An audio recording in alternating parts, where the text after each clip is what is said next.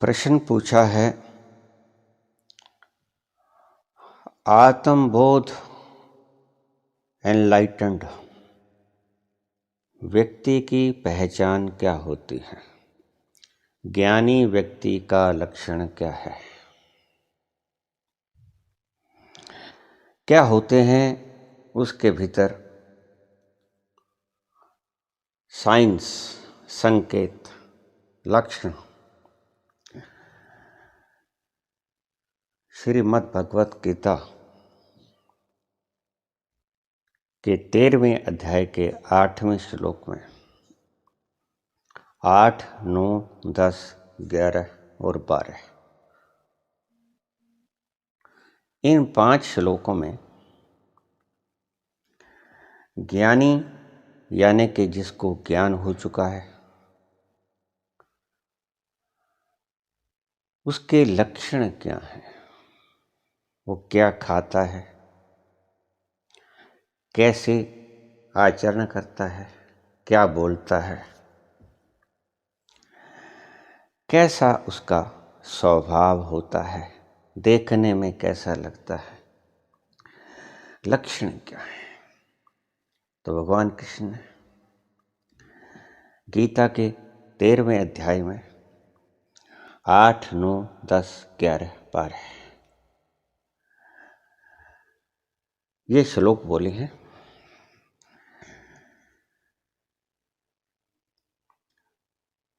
अमानित्वं दम्भित्वं हिंसा क्षान्तिरार्जवम्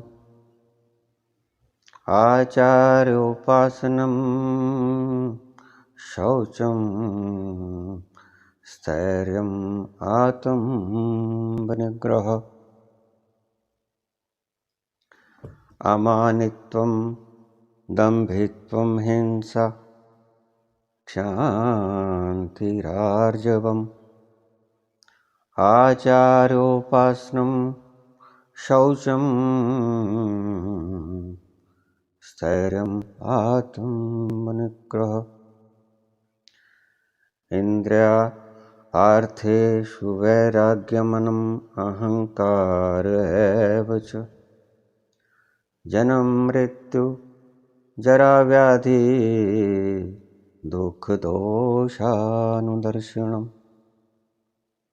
इंद्रिय अर्थेषु वैराग्यमन अहंकार एव च जन्म मृत्यु जरा व्याधि दुख दोषानुदर्शनम्। ये 8वां और 9वां श्लोक। इसके अर्थ क्या है?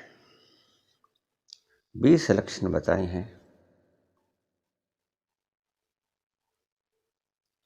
भगवान कृष्ण ने गीता में ज्ञानी पुरुष का। विनम्रता, दंभहीनता, अहिंसा, सहिष्णुता, सरलता, प्रामाणिक गुरु के पास जाना, पवित्रता, स्थिरता, स्टेबिलिटी, आत्म संयम, सेल्फ कंट्रोल, इंद्रिय तृप्ति, इंद्रियों की तृप्ति जिसकी हो गई है, इंद्रिय तृप्ति के विषयों का परित्याग, अहंकार का अभाव, जन्म मृत्यु और वृद्धावस्था तथा रोग के दोषों की अनुभूति, वैराग्य, संतान, स्त्री, घर तथा अन्य वस्तुओं की ममता से मुक्ति, अच्छी या बुरी कैसी भी घटनाओं के प्रति न्यूट्रलिटी, समभाव, अच्छा हो जाए बुरा हो जाए, कैसी भी घटनाएं हो जाएं, बीत जाएं, उनके प्रति समभाव। मेरे प्रति निरंतर अनन्य भक्ति। कृष्ण कहते हैं, मेरे शब्द का उपयोग करते हैं। इसका विस्तार मैं आपको बाद में बताऊंगा सभी चीज़ों का। मेरे प्रति निरंतर अनन्य भक्ति। निरंतर, अनन्य, निरंतर का अर्थ कंटिन्यूस, अनन्य किसी और की नहीं, एक की, अनन्य। एकांत स्थान में रहने की इच्छा, अकेला रहना, एकांत स्थान में रहने की इच्छा। जन समूह से विलगाव, जन समूह से विलगाव यानी कि इकट्ठ। जन समूह से बड़ा सुंदर शब्द है। कृष्ण ने गीता में ज्ञानियों के लक्षण बताते वक्त अज्ञानियों के कृत्यों की धज्जियां उड़ा दी। जन समूह से विलगाव, आत्म साक्षात्कार की महत्ता को स्वीकारना तथा परम सत्य की दार्शनिक खोज, फिलोसॉफिकल रिसर्च, इन सब को मैं, ध्यान से समझिएगा शब्दों को, मैं ज्ञान घोषित करता हूं और इनके अतिरिक्त जो भी है वो अज्ञान है। इन 20 चीजों के अलावा जो भी है वो अज्ञान है। इनको मैं ज्ञान घोषित करता हूं। ये मैं शब्द बड़ा क्रांतिकारी है।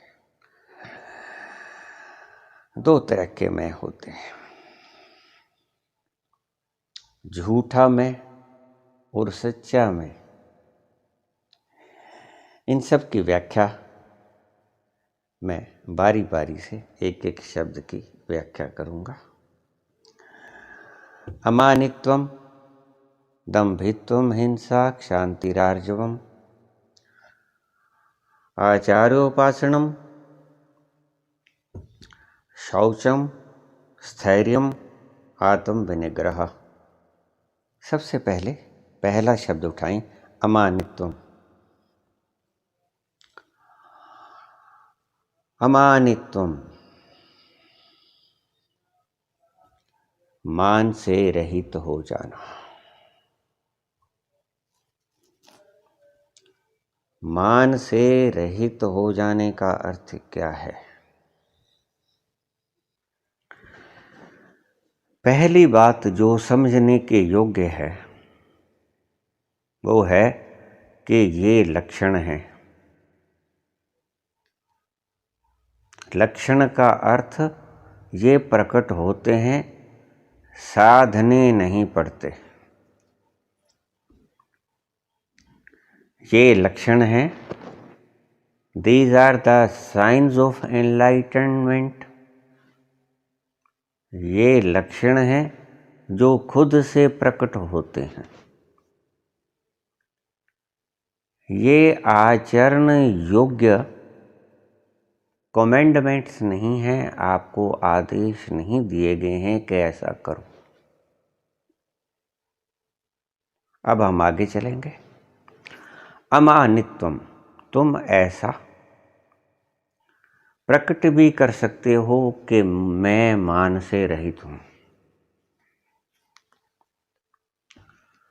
तुम ऐसा दिखावा भी कर सकते हो कि मुझ में सम्मान की कोई इच्छा नहीं और सदा सम्मान की इच्छा हृदय में लिए रह सकते हो। कोई मुझे मान दे, कोई मुझे अपमानित न करे, ये इच्छा का न होना, ये तो है लक्षण। और कोई मुझे अपमानित न करे, सभी मुझे सम्मान दें, ये है आपकी इच्छा। इसको और गहरे में साफ साफ ढंग से समझने की चेष्टा करेंगे तो इसका और बारीक अक्षर ये हो गया, मुझे कोई मान दे, सम्मान दे और कोई अपमान न करे, ये अहंकार की इच्छा है। बहुत बारीक बातें हैं, बड़े ढंग से समझनी होगी, अन्यथा सिर के ऊपर से गुजर जाएंगे और तुम्हें पता भी न चलेगा कि मैं क्या बोल गया। कोई मुझे मान दे और मेरा अपमान न करे, सदा ही मेरे पाँव को हाथ लगाता रहे, मुझे अपमानित न करे, जलील न करे, ये अहंकार की इच्छा है। लेकिन ज्ञानी कौन? ज्ञानी का लक्षण क्या है? अगर आप उसको सम्मानित करेंगे तो वो सम्मानित नहीं हो सकेगा, और अगर आप उसको अपमानित करना चाहेंगे, जलील करना चाहेंगे, तो वो अपमानित नहीं हो सकेगा, वह अपमानित नहीं हो सकेगा। आप उसको अपमानित कर ही नहीं सकते। These are the signs of enlightened person. लक्षण आप बदल नहीं सकते, लक्षण तो लक्षण है।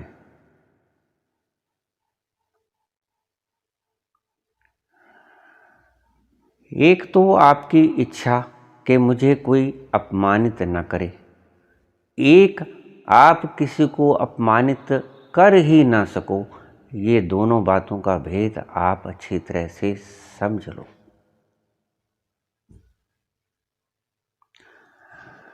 मुझे कोई अपमानित ना करे, ये तो आपकी इच्छा हो गई, यानी आपका कोई अपमान कर सकता है, और आप अपमानित हो ही ना सको, इसका अर्थ कोई अपमानित करना भी चाहे तो भी वो आपको अपमानित कर ना सकेगा। ये दोनों बातों के ठीक ठीक से अलग अलग अर्थ मैंने आपको समझाए। मुझे सभी व्यक्ति सम्मान दें, ये तो है आपकी इच्छा, और मुझे कोई अपमानित न करे, ये तो है आपकी इच्छा। और आपको जो आप हैं उससे ज़्यादा सम्मान न दे पाए, आप जो हैं उसको अपमानित करना चाहता हुआ भी कर न सके, ये है आपका ज्ञानी होने का लक्षण। फिर से समझ लें, अमानित्वम दंभित्वम हिंसा क्षांतिरार्जवम, मान से रहित हो जाना, ये आपके आचरण नहीं होना चाहिए, सदा हुआ। ये आपको साधना नहीं है, इसके ऊपर आपने कोई साधना नहीं करनी है, कुछ करना नहीं है कि अगर आपको कोई गाली निकाल ले तो आप उसको आशीर्वाद दें। नहीं, ये तो फिर साधना ही हो गया, रिएक्शन हो गई ना। फिर तो वो रिएक्शन हो गई कि उसने तो आपको गाली निकाल दी, आपने उसके पांव छू लिए। बहुत बारीक बातें हैं, ध्यान से समझना, फिर समझ में आएंगी।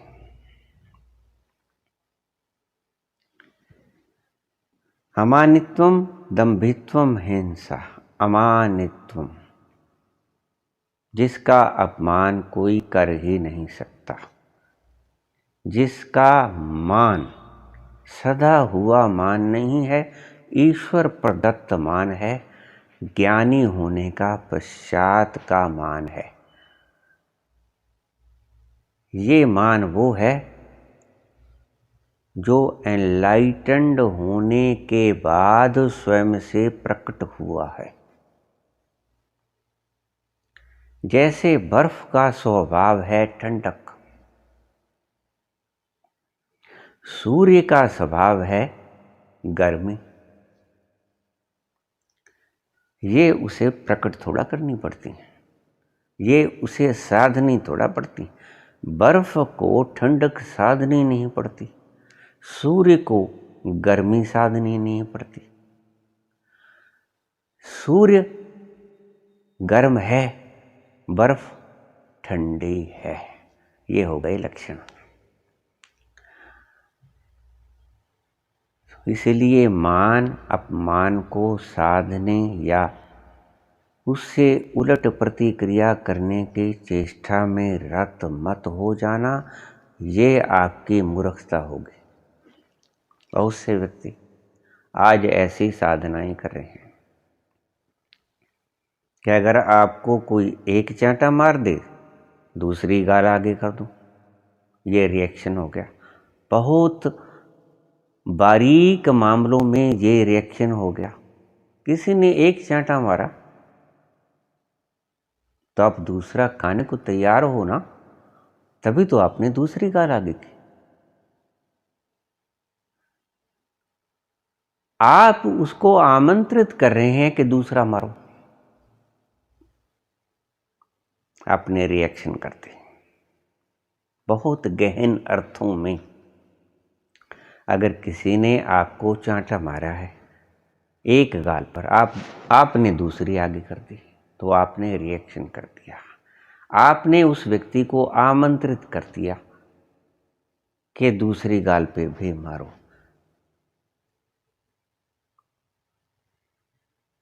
लेकिन कृष्ण क्या कहते हैं? कृष्ण बिल्कुल अलग बात कहते हैं। कृष्ण कहते हैं कि अगर किसी ने आपको अपमानित कर दिया तो ठीक, अगर आपने किसी के सिर के ऊपर हाथ रख दिया आशीर्वाद स्वरूप, क्योंकि वो आपके पैरों में झुका था, तो ठीक ये स्वाभाविक लक्षण है। अगर कोई व्यक्ति आपके आगे झुकता नहीं और आप उसको देखते ही उसके सिर के ऊपर हाथ रख देते हो, तो ये आपका आचरण, खुद को ऊंचा दिखाने की कोशिश, खुद को ऊंचा दिखाने की कोशिश अहंकार का लक्षण है। मान पाने की चेष्टा अहंकार का लक्षण है। जिसको जितना मान अपनी आत्मा से मिल गया, उससे अधिक आप उसको मान नहीं दे सकते। जिसको ये बात समझ में आ गई वो ज्ञानी, जो वो है, ज्ञानी ने जो देख लिया कि जो मैं हूं उससे ज़्यादा आप उसको नहीं बना सकते। इतना विश्व का फैलाव, विराट में फैला हुआ, आनंद से भरा हुआ समुद्र, उसमें और कुछ जुड़ जाए वो कामना करेगा? नहीं करेगा। और उसमें अगर आप एक मिट्टी का ढेला उठा के फेंक दो तो क्या वो आपको बुरा भला कहेगा? नहीं कहेगा।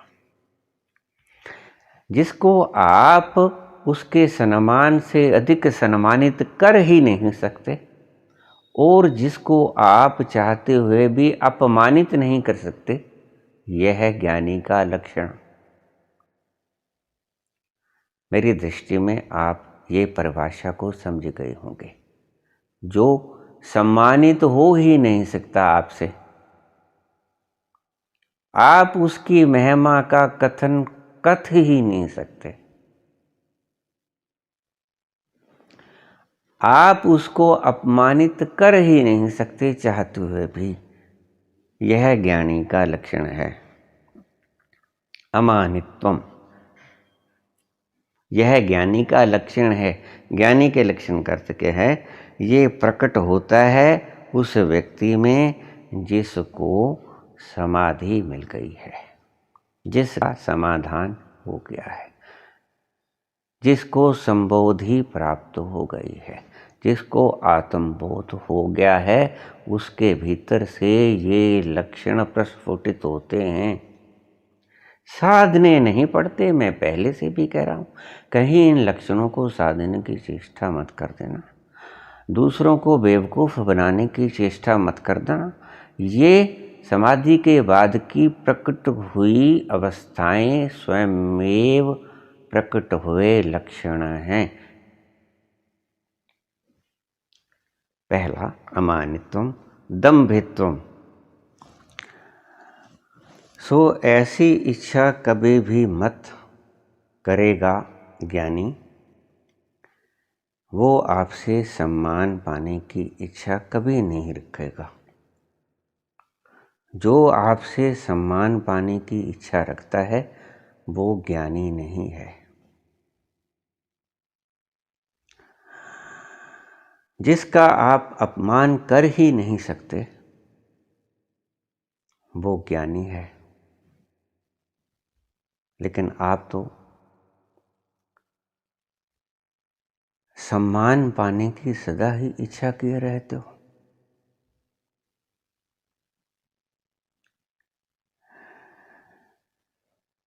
सम्मान पाने के लिए ये राजनीतिक लोग आपके चरण स्पर्श कर लेते हैं, झुक के आशीर्वाद लेते हैं, झूठा।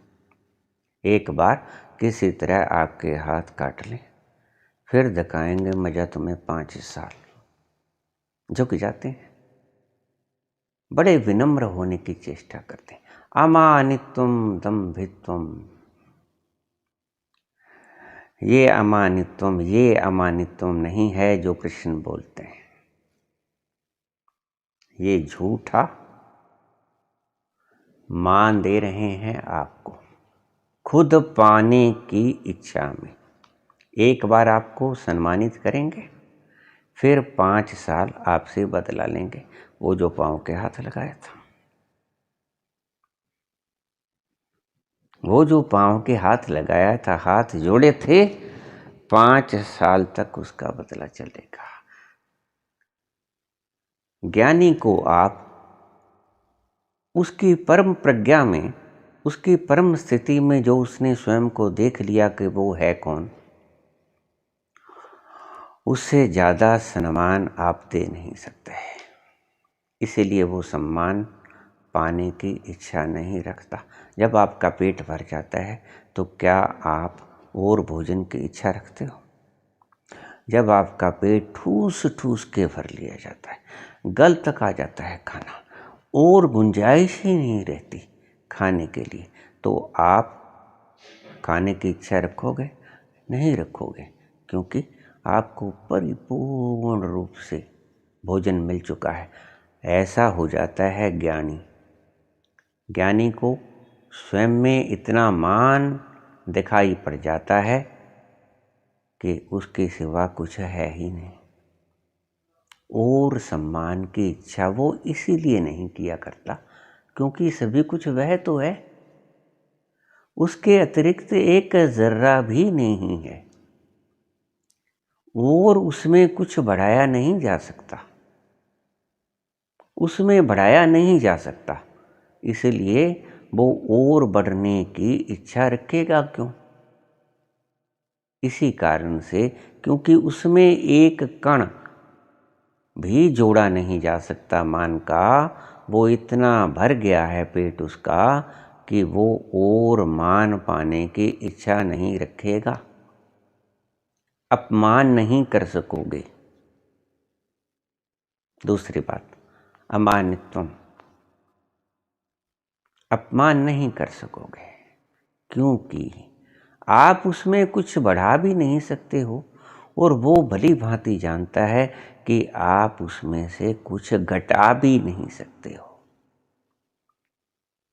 फिजिक्स का एक सिद्धांत है, matter can neither be created nor can be destroyed.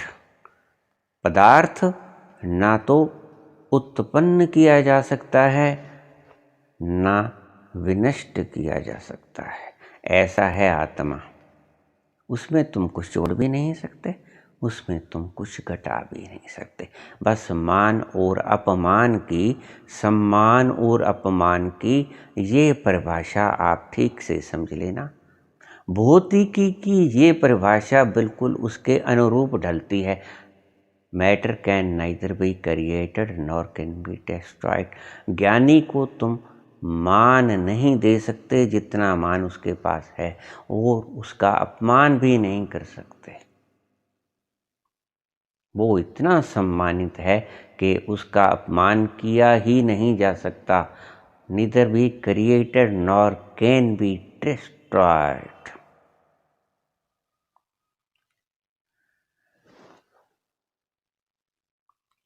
Krishna ने गीता में संबोधि व्यक्ति की, बुद्ध पुरुष की ये पहचान का पहला पहचान बताया। पहला लक्षण है अमानित्वम। झूठा मान होने की दिखावा मत करना, क्योंकि असल में तुम अपमानित हो, दिखा रहे हो कि मैं सम्मानित हूं, तो फिर आप कभी सम्मानित हो नहीं पाओगे। अगर झूठ आपने थोप लिया तो फिर आप सच नहीं हो सकोगे। इसलिए मैं कहता हूं कि मानना मत किसी चीज को, जान लेना, क्योंकि मानने से आपकी गति रुक जाएगी। सच की तरफ जाने के लिए गति रुक जाएगी। आपने मान लिया कि ठीक, मैं संपूर्ण हो गया, मैं ज्ञानी हो गया। जब आपने मान लिया बिना जाने कि मैं ज्ञानी हो गया, तो आपको ज्ञान के पाने की जो आपकी इच्छा है या गति है वो रुक जाएगी। आप ठहर जाओगे, आप उससे आगे कोई प्रयास न कर पाओगे, इसीलिए आप कभी ज्ञानी ना हो पाओगे। मानने की चेष्टा मत करना कि मैं ज्ञानी हो गया हूँ, क्योंकि लोग मुझे ज्ञानी कहते हैं। लोग कुछ भी कहे जाएं, लेकिन आपको पता चल जाएगा कि आप ज्ञानी हो गए हो। मुझसे कल ही किसी ने पूछा एक सवाल कि जब ज्ञान हो जाता है तो आदमी को पता कैसे चलता है। मैंने उसको एक कहानी सुनाई। एक बिटिया की शादी हो गई थी, गर्भ ठहरा हुआ था, बच्चा होने वाला था। अपनी माता से बोलने लगी कि माँ, जब मेरे बच्चा उत्पन्न हो तो मुझे जगा देना। माँ, जब मेरे बच्चा पैदा हो तो मुझे जगा देना, कहीं ऐसा ना हो कि मैं सोए सोए बच्चा हो जाए और मैं अपने बच्चे को सबसे पहले देख ना सकूं।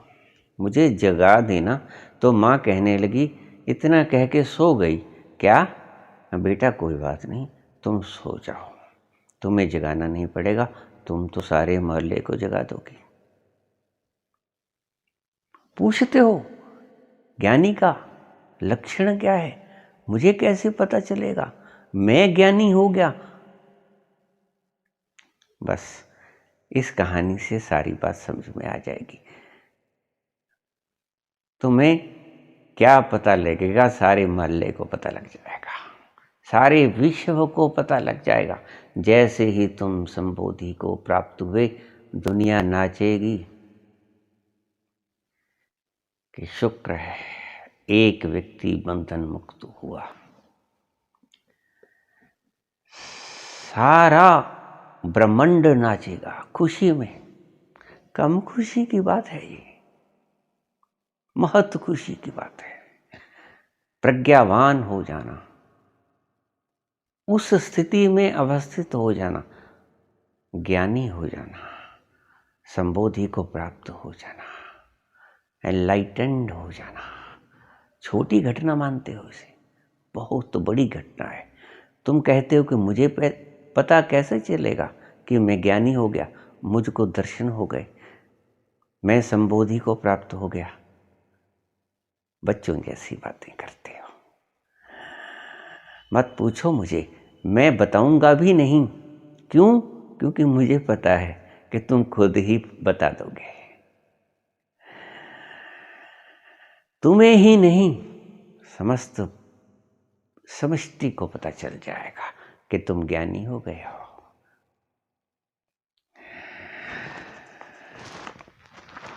मुस्कुराते हुए मिलता हूं किसी से जो ज़फ़र, मुस्कुराते हुए मिलता हूं किसी से जो ज़फ़र, साफ पहचान लिया जाता हूं कि रोया हूं मैं। अभी तो तुम ऐसे हो, किसी से मुस्कुराते हुए मिलते हो, होंठों पे लाली लगा ली है, पता नहीं चलता कि होंठ सुकड़े हुए हैं, काले हुए, गम में, शिकन में, लेकिन मिलते हो मुस्कुराते हुए। मुस्कुराते हुए मिलता हूं किसी से जो ज़फ़र, साफ पहचान लिया जाता हूं रोया हुआ हूं मैं।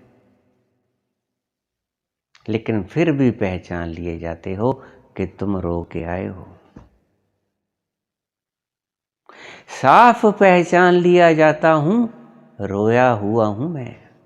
कितना ही आप मेकअप करके आ जाओ, ज्ञानी से ना छुप सकोगे। ज्ञानी पहचान जाएगा कि तुम रो के आए हो, तुम रो रहे हो। सो लक्षण पूछने की जल्दी मत करना, लक्षण तो तुम खुद ही बताते फिरोगे, पूछते नहीं फिरोगे। पूछ तो अब रहे हो, तब ना पूछ पाओगे।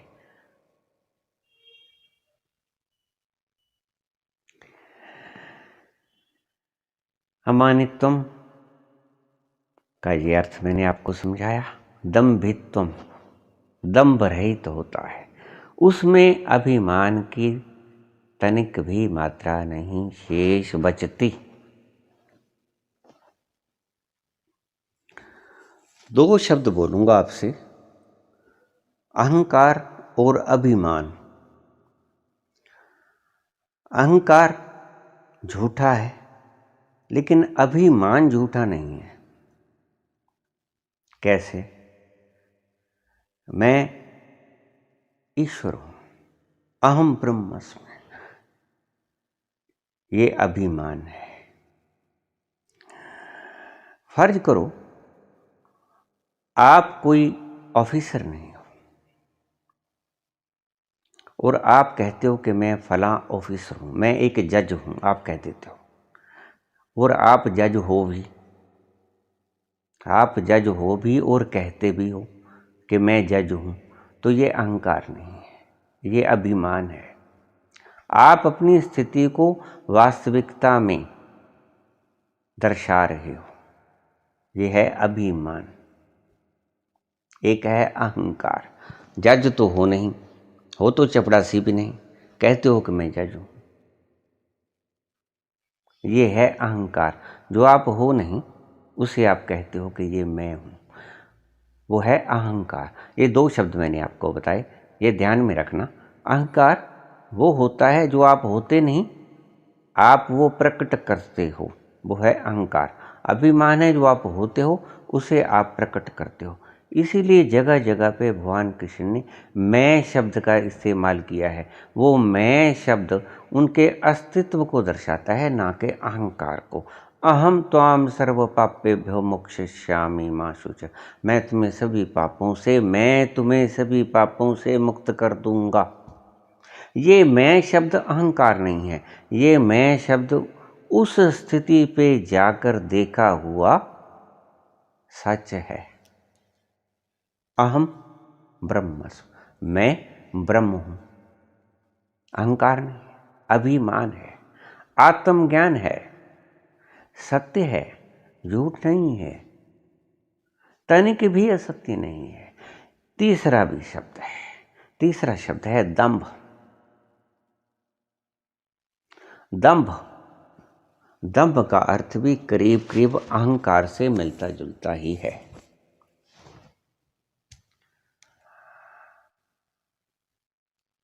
आपके पास पैसा है, पदवी है,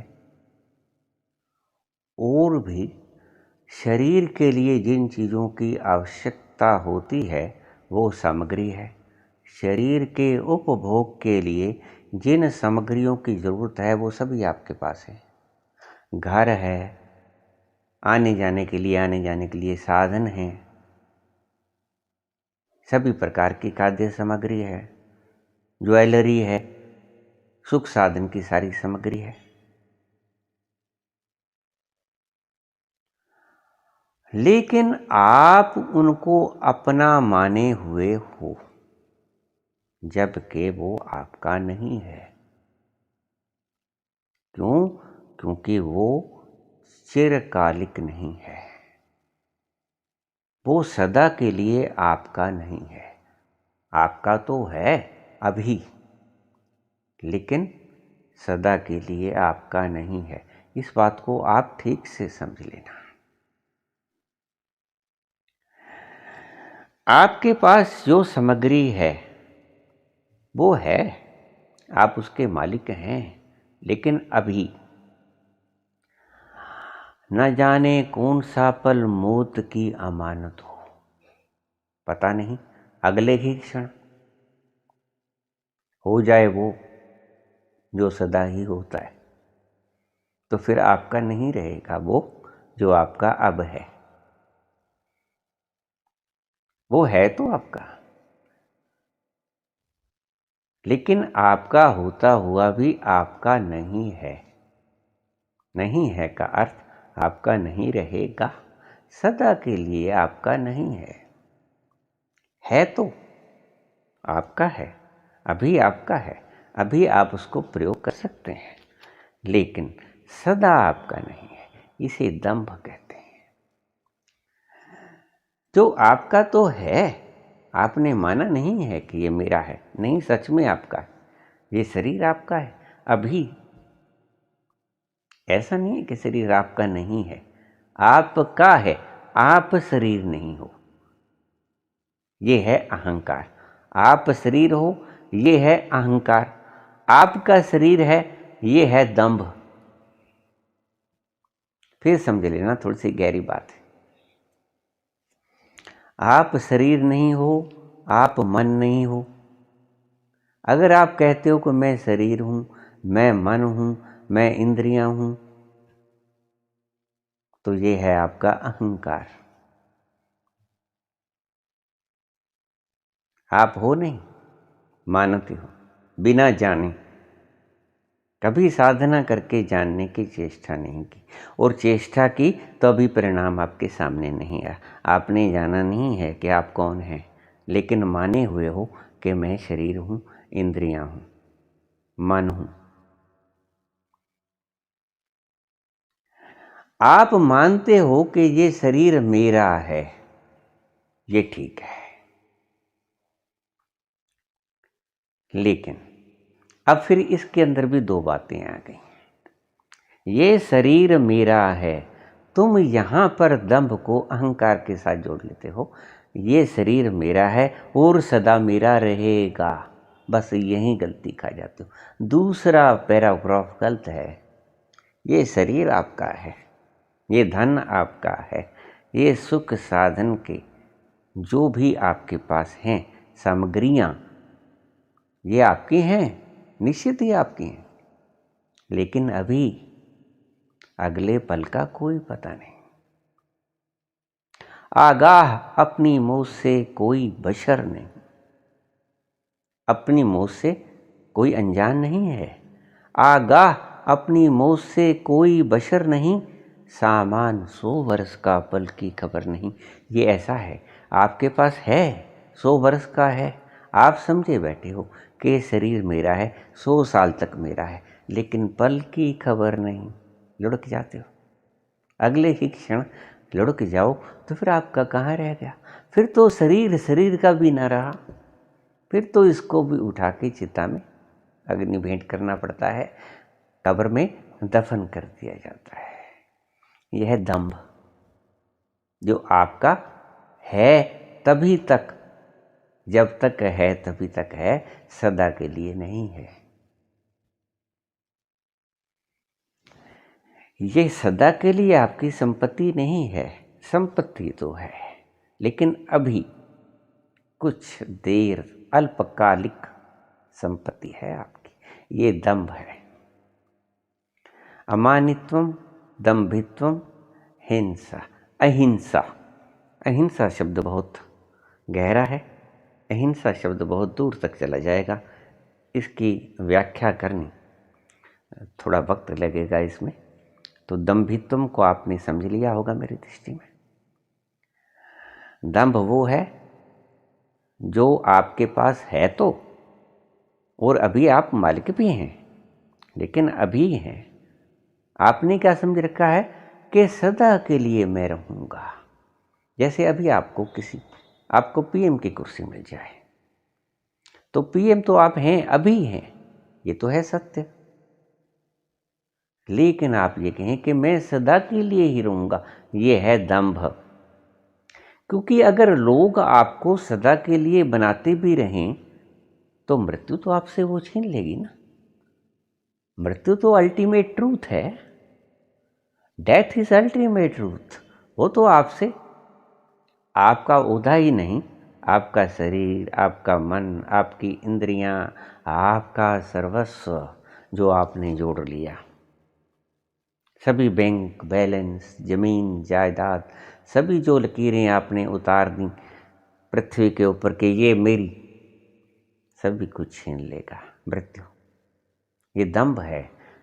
दंभ क्या है? आप कहते हो कि मेरा है, निश्चित ही अभी आपका है, अभी आपका है, लेकिन आपका सदा के लिए नहीं है। अगर आप ये मानते हो कि ये सामग्री सदा के लिए मेरी है तो आप दंभी हो। अगर आप ये मानते हो कि ये सामग्री है, जैसे जनक मानते थे कि सामग्री तो है मेरी, लेकिन अभी तक है, सदा के लिए है, ये वो जानता है जो ज्ञानी पुरुष है। दूसरा लक्षण है ज्ञान का। पहला अमानित्वम, वो मान और अपमान से रहित होगा। दूसरा अमानित्वम दंभित्वम अहिंसा, दंभ। राजा जनक के जीवन की एक घटना है, मैं कहानी सुना के अपनी बात को समाप्ति की ओर ले जाऊंगा। उसके पास एक भिक्षुक आ गया। अब राजा ने तो राजा जैसे ही वस्त्र डालने थे, सोने का मुकुट है, हीरे जवाहरातों की बहुमूल्य माला पहन रखी है, सुंदर जेवरात, सुंदर कपड़े, वस्त्र, आभूषण, सब कुछ है।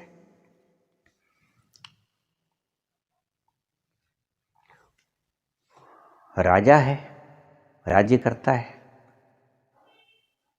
प्रजा उसकी आज्ञा का पालन करती है। तो भिक्षुक उससे बोला, असल में राजा ऐसे ही होने चाहिए कि प्रजा उससे संवाद कर सके।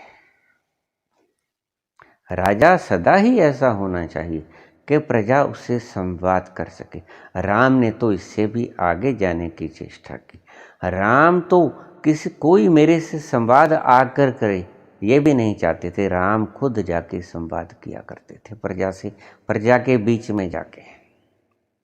इसलिए हम राम राज्य की कल्पना करते हैं कि काश राम राज्य आ जाए, जब राजा हमसे हमारा हाल पूछे आके, चुनावों के वक्त नहीं, चुनावों के बाद भी, जीत जाने के बाद भी। तो राजा राम ऐसा करते थे, राजा राम ऐसा करते थे, क्योंकि उन्हें कोई चुनाव तो लड़ना ही नहीं पड़ता था, वो तो राजा ही थे। तो पूछने लगे भिक्षु राजा जनक से कि आप में और मेरे में क्या फर्क है? बल्कि मैं श्रेष्ठ हूं, देखिए मैं सिर्फ कौपीनधारी और आप इतने के मालिक। वो देखिए सामने आपकी कितनी इमारतें, भव्य महल, भव्य मंजिला, बहुमंजिला महल, बड़े सुंदर सजे हुए, इतनी रानियां, इतने हीरे जवाहरात, इतनी प्रजा, इतनी भूमि, इतने घोड़े, इतने हाथी, इतना सामान आपके पास, इतने वस्त्र, इतने मुकुट। तो आपसे तो मैं ही अच्छा हूं।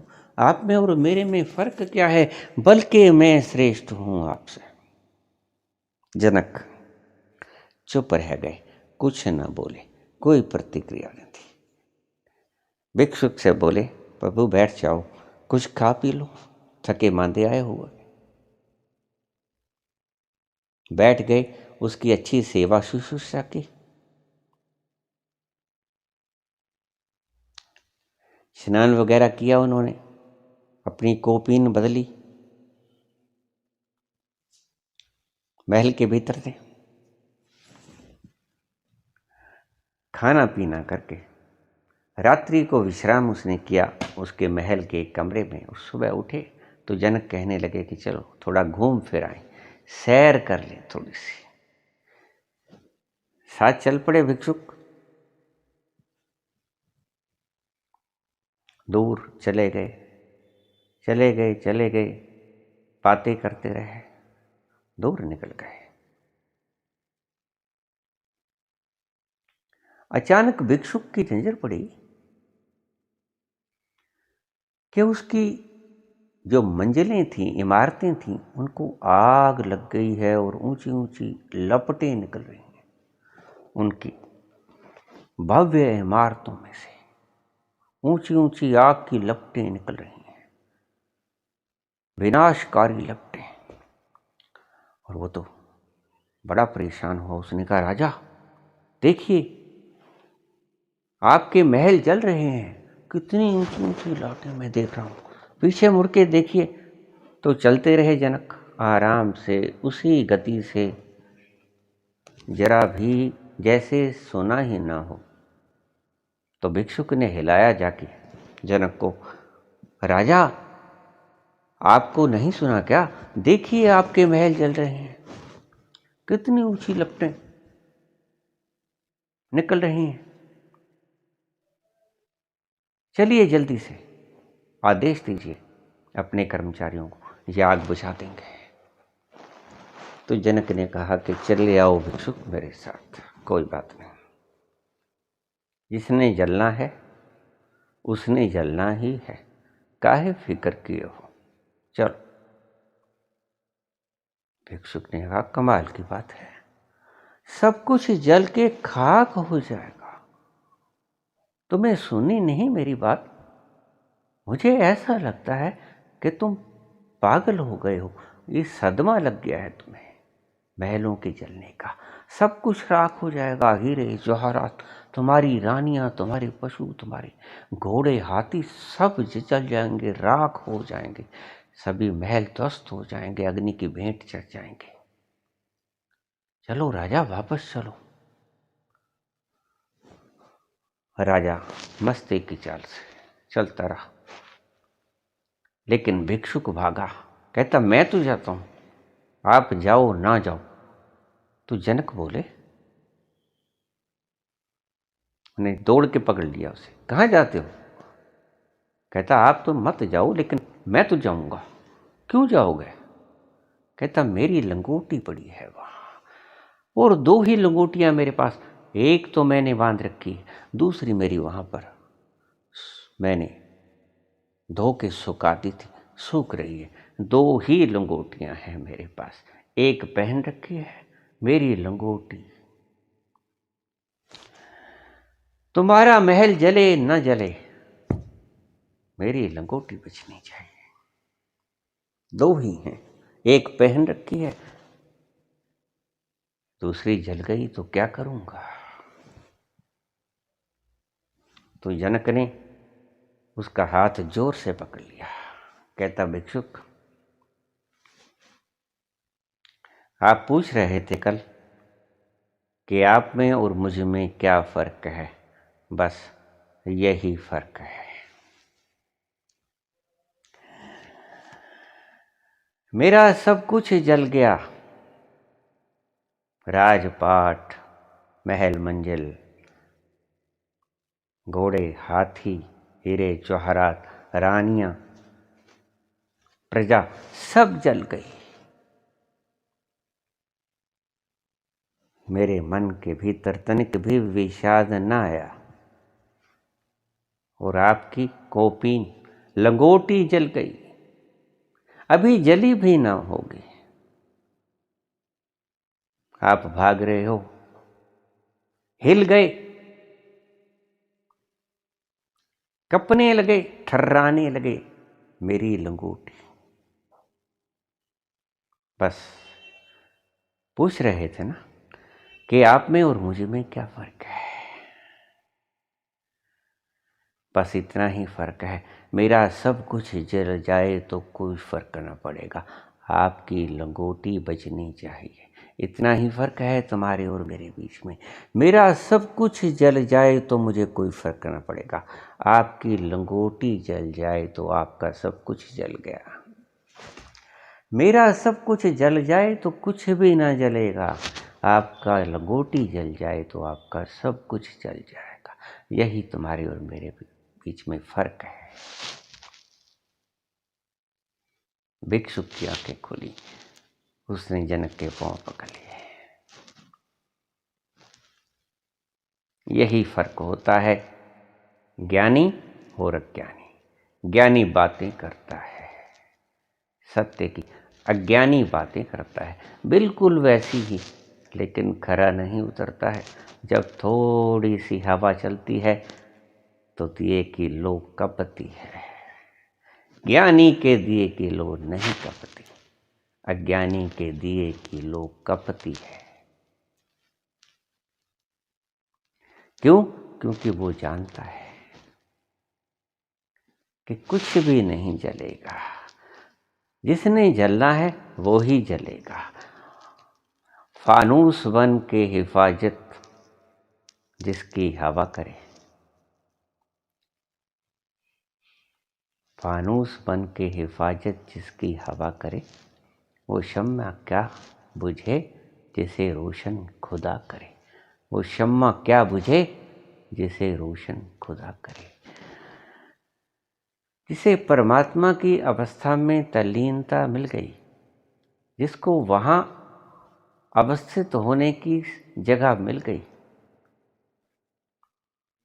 उसकी हिफाजत हवा भी करती है। उस दिए की लो की हिफाजत हवा भी करती है।